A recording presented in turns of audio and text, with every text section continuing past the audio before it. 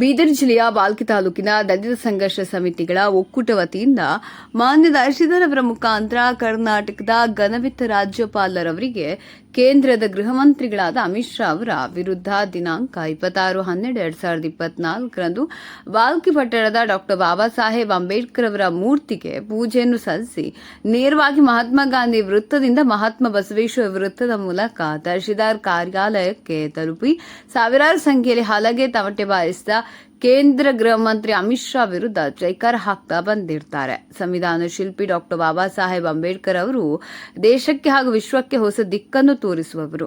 ಡಾ ಬಾಬಾ ಸಾಹೇಬ್ ಅಂಬೇಡ್ಕರ್ ಅವರ ಹೆಸರು ಹೇಳುವುದು ನಮ್ಮ ಘನತೆಯ ಸಂಕೇತವಾಗಿದೆ. ಭಾರತೀಯ ಕೋಟ್ಯಾಂತರ ಜನತೆಗೆ ಅಂಬೇಡ್ಕರ್ ಹೆಸರು ಹೇಳುವುದೆಂದರೆ ಅವರ ಆತ್ಮಗೌರವ ಸಂಕೇತವಾಗಿದೆ. ಅವರಿಗೆ ಹಾಗೂ ಅವರ ರಚಿಸಿದ ಸಂವಿಧಾನಕ್ಕೆ ಪ್ರಜಾಪ್ರಭುತ್ವಕ್ಕೆ ಅವಮಾನ ಮಾಡಿದರೆ ದೇಶದ ಜನತೆ ಸಹಿಸಲು ಸಾಧ್ಯವಿಲ್ಲ. ಡಾ ಬಾಬಾ ಸಾಹೇಬ್ ಅಂಬೇಡ್ಕರ್ ಅವರ ಬಗ್ಗೆ ಸಂಸತ್ತಿನಲ್ಲಿ ಗೃಹ ಮಂತ್ರಿ ಅಮಿತ್ ಶಾ ಅವಹೇಳನಕಾರಿ ಹೇಳಿಕೆ ನೀಡಿದರು. ಇಂತಹ ಹೇಳಿಕೆಗಳನ್ನು ಸಮಾಜದ ದ್ವೇಷ ಮತ್ತು ವಿಭಜನೆಗಳನ್ನು ಹೆಚ್ಚಿಸುತ್ತವೆ.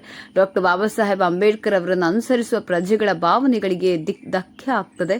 ಧರ್ಮದ ಆಧಾರದ ಮೇಲೆ ದ್ವೇಷ ಹುಟ್ಟಿಸುವುದು, ಜಾತಿ ಆಧಾರದ ಮೇಲೆ ಅವಮಾನಿಸುವುದು ಕಾನೂನು ದೃಷ್ಟಿಯಿಂದ ಭಾರತದಲ್ಲಿ ಇಂತಹ ಹೇಳಿಕೆಗಳು ಕೆಲವು ಸೆಕ್ಷನ್ಗಳ ಅಡಿಯಲ್ಲಿ ಅಪರಾಧವಾಗ್ತದೆ. ಕರ್ನಾಟಕದಲ್ಲಿ ಸಂಘರ್ಷ ಸಮಿತಿ, ಅಂಬೇಡ್ಕರ್ ವಾದ ಮತ್ತು ದಲಿತ ಒಕ್ಕೂಟ ಸಮಿತಿಗಳು ಖಂಡಿಸುತ್ತವೆ ಮತ್ತು ಕೇಂದ್ರ ಸರ್ಕಾರ ಗೃಹ ಮಂತ್ರಿಗಳಾದ ಅಮಿತ್ ಶಾ ಅವರನ್ನು ಕೂಡಲೇ ಸಂಪುಟದಿಂದ ವಜಾಗೊಳಿಸಬೇಕು.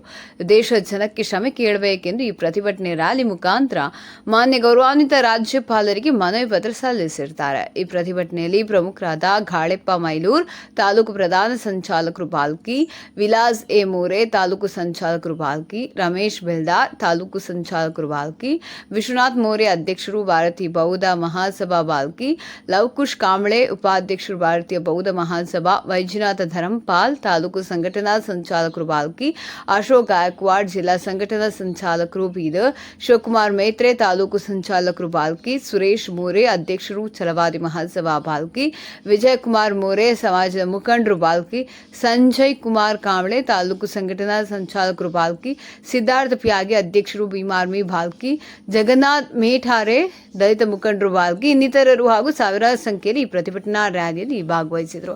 ವರದಿ ಸತೀಶ್ ಕುಮಾರ್ ಕಲಾ, ಬೀದರ್.